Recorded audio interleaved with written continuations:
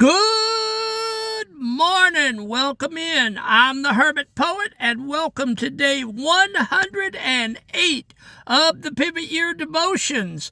And that means that if you've been with me every day, you have been through 108 of these devotions, and we are headed for 365 in December. And I promised you that if we make it, that I will do a victory dance out here in the yard to celebrate the fact that we have, for the first time in 60 years, kept a New Year's resolution.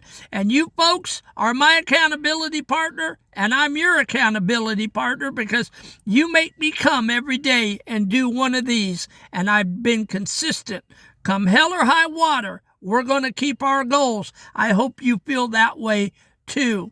If you've not joined the crew, hit the subscribe and like button and jump in this van and take the ride of your life from here now till December.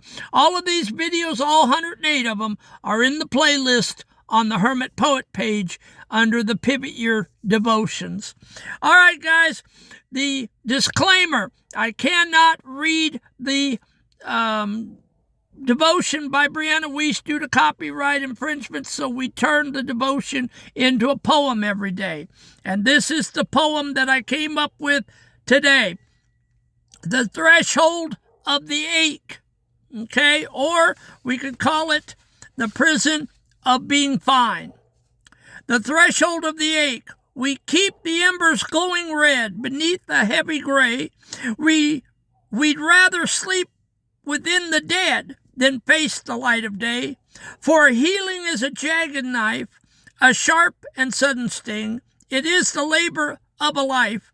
The winter before spring, we choose the ache we've always known, the dull and constant weight, to keep the seeds we've never grown inside a rusted gate.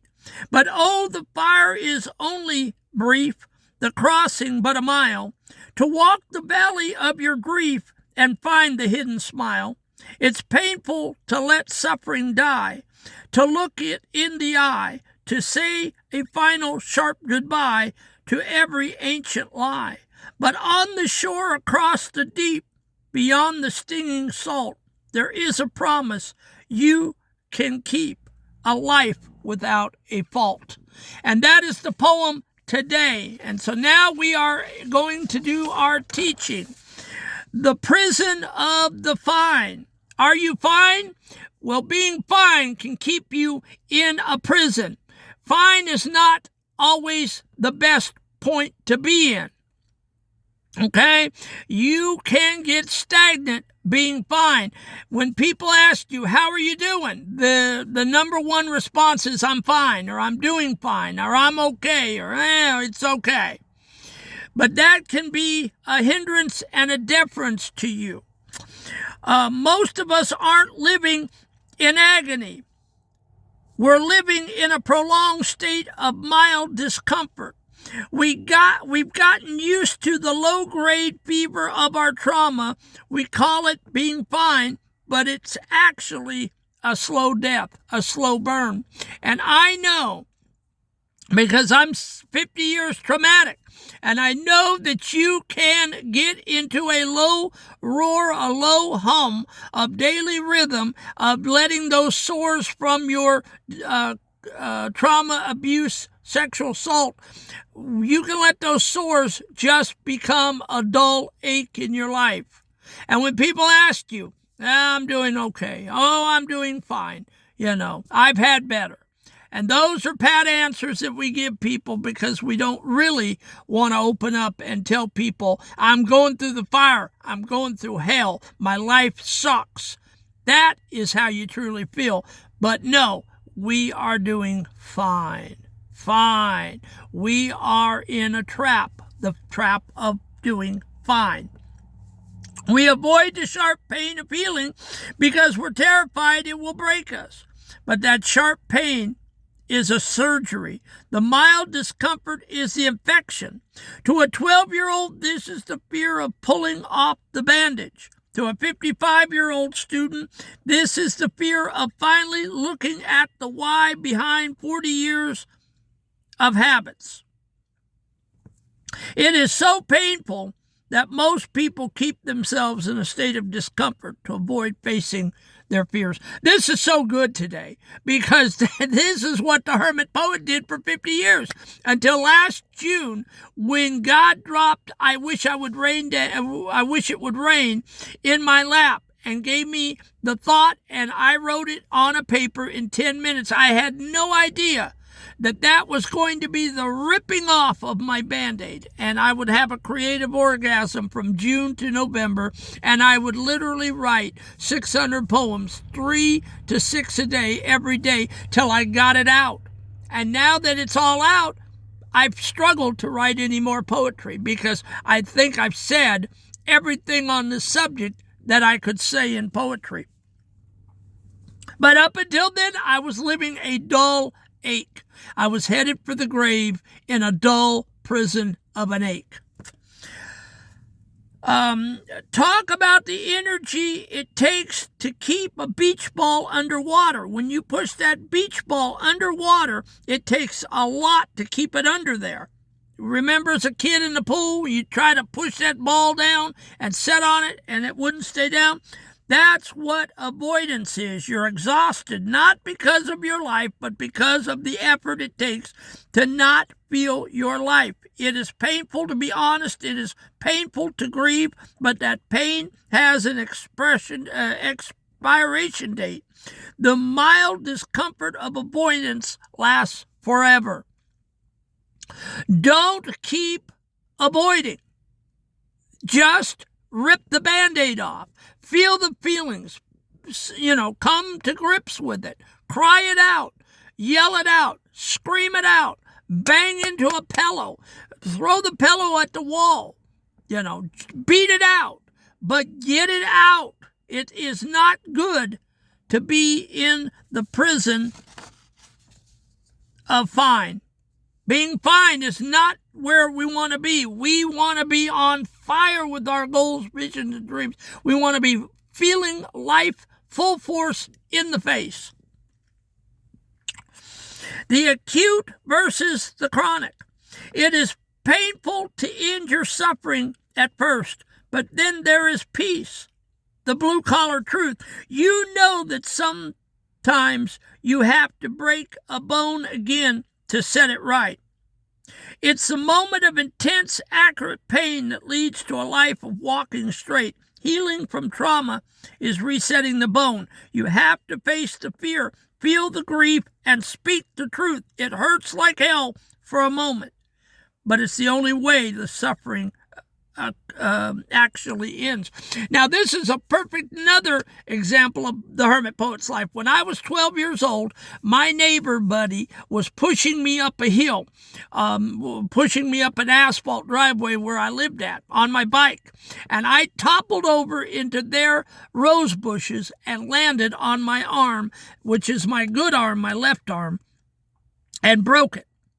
And I had to go 45 minutes to the hospital.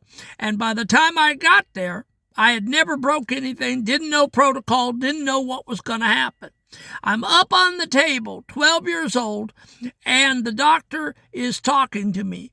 And the next thing I know, he tells me, he says, do me a favor, look to your right. And he took that arm and he snapped it back into place, and I about come up off that table. And I was screaming and crying like a baby. They could hear me all over the emergency room. And I was madder than a wet hen, and I looked at him and I said, what'd you do that for? And he looked at me and he laughed and he said, now, if I had told you what I was fixing to do, would you have allowed me to do it? And I said, no, are you out of your mind? No, I wouldn't have told you to do that. He said, that is why I did it that way, because I had to make it painful for you to set that arm straight so I could put the cast on it. And I knew that you would not let me do it if you knew what it was going to be. And that is my story of setting a bone in place. And that, it was painful for a moment until he got it set. He had to break it again. He set it. and then he wrapped it in the cast.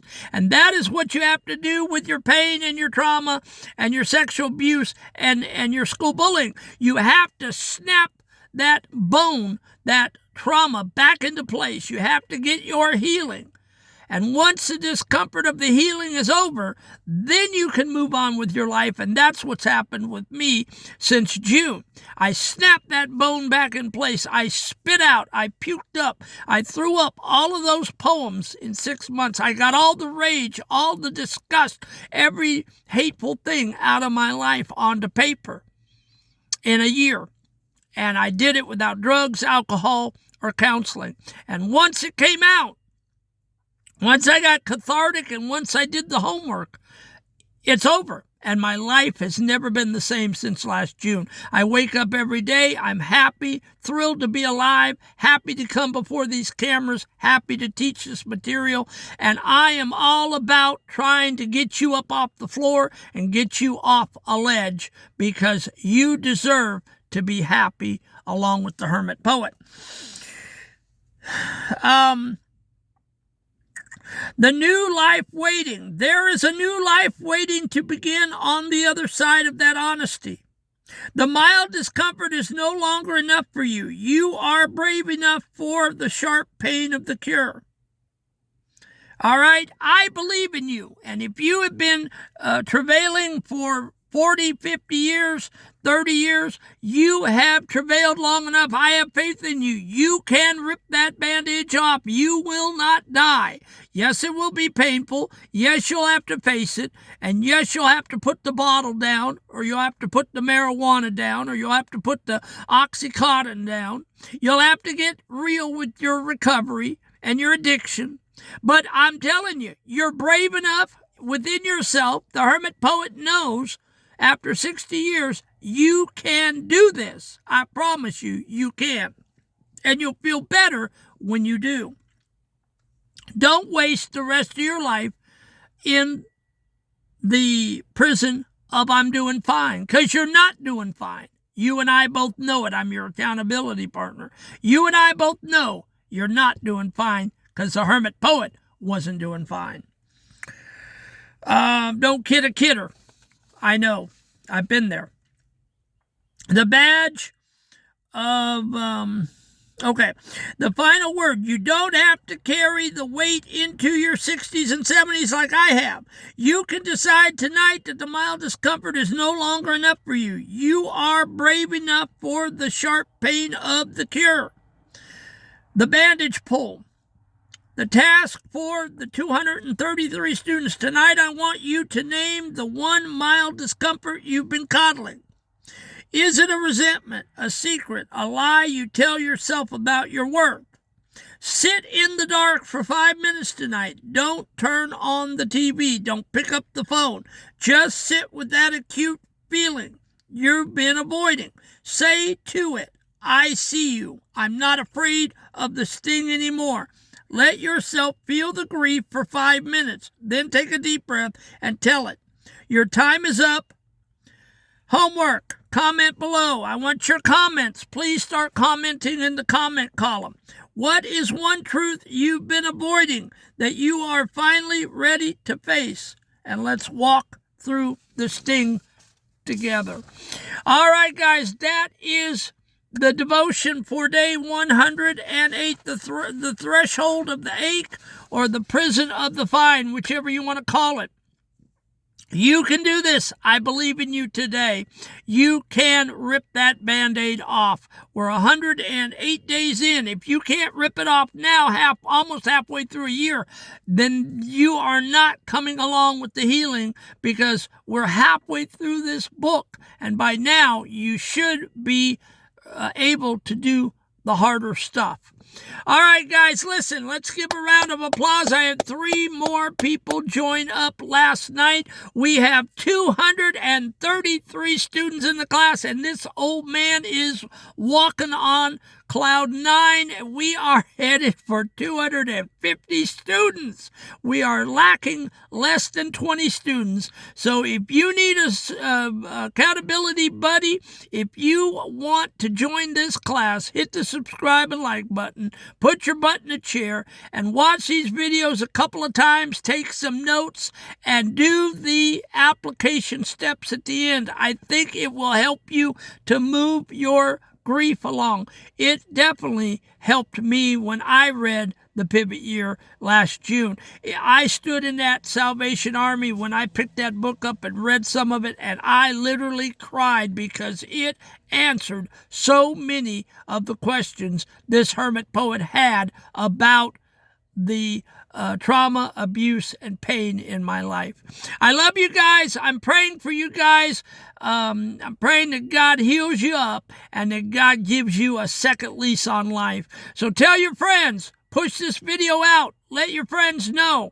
If they need a place to land for their trauma, abuse, sexual assault, school bullying, PSTD, triggering, whatever it is that's going on, have them stop by and look at this crazy old man in the van. I couldn't love you folks more if I tried even harder. God bless, and I'll see you tomorrow for day 109.